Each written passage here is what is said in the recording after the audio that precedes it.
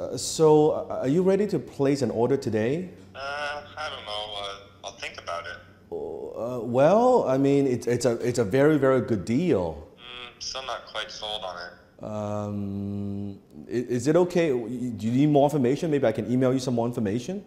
Would that help? Yeah, if you could email me, that'd be helpful. Yeah, so I can email the information, and can I call you back maybe, let's say, 2 weeks from now to follow up and see if you may be ready by then?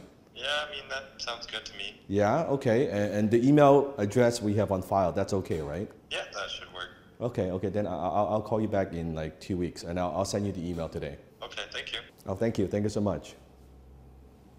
How many times in your life when you're on a closing call in a meeting and your prospects say to you, I want to think about it, or send me some more information? What happens? You never hear from them again. It is a fucking lie. Prospects lie all the time. When they say they want to think about it, that's not actually what they're saying. What they're actually saying is one of these 3 things. First one is, I don't have the money, but they don't want to admit it. So what do they tell you? They lie to you.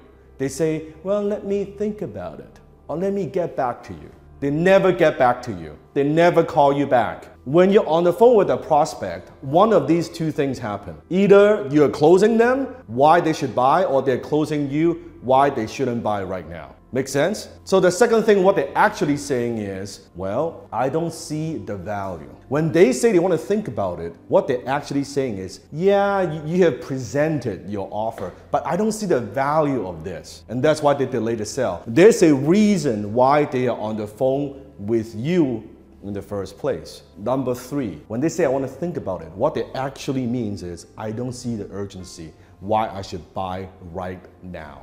Why should I buy right now? As a closer, you have not shown them. You have not presented the value. You have not articulated the value. You have not instilled that urgency why they need to buy right now, and that's why they don't buy. And you let them get away with that excuse that let me think about it. So when clients, they say, well, let me think about it, what should you reply? How do we handle the objection? If you handle the objection the way that I just handle it, you're gonna lose that sale. I have already lost that sale. There are 2 ways you can handle this. Comment below and pay attention. The first way is what I call pre-framing. Before you go into any sales meeting, before you get on any sales call, you can say something like this. Well, Mr. Prospect, the purpose of this meeting today, or the purpose of this phone call today, is to determine to see if it's a good fit for you and I to work together. By the end of our conversation, there are 3 things that you could say to me. First thing you could say is a yes, and you and I think it's a good fit, and we're gonna move forward, and we're gonna do business.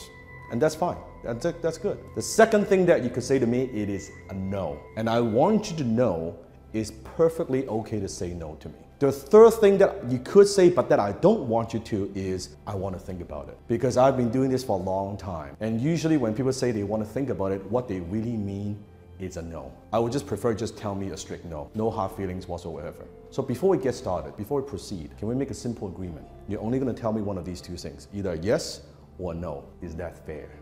What have I just done there? I pre-framed the entire conversation. Now at the end, it's very, very, very difficult for them to say no. And I've taken the pressure away and give them the permission. It's okay to say no to me.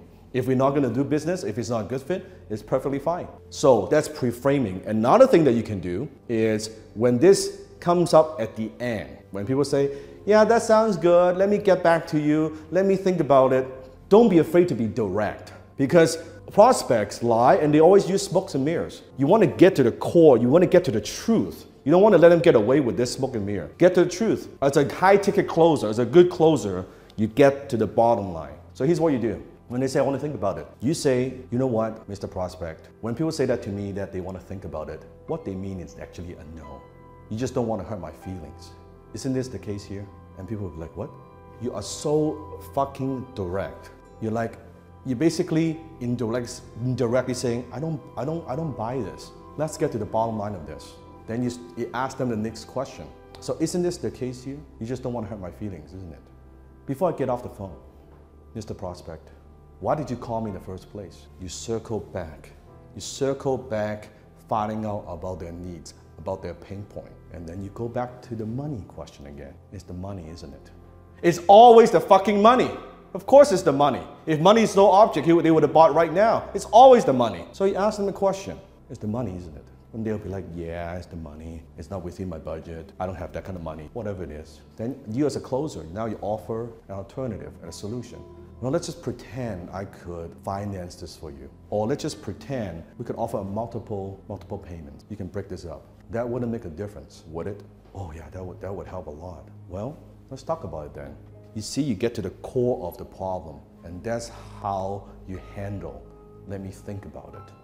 It's about your conviction, about your certainty. Remember, you cannot help them if you don't sell them. If you truly believe in what you offer, you truly believe in the value of your products and services, what do you need to do?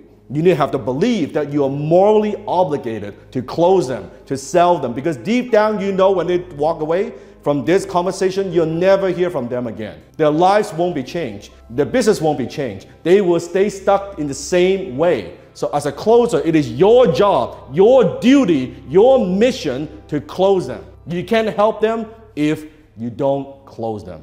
Food for thought.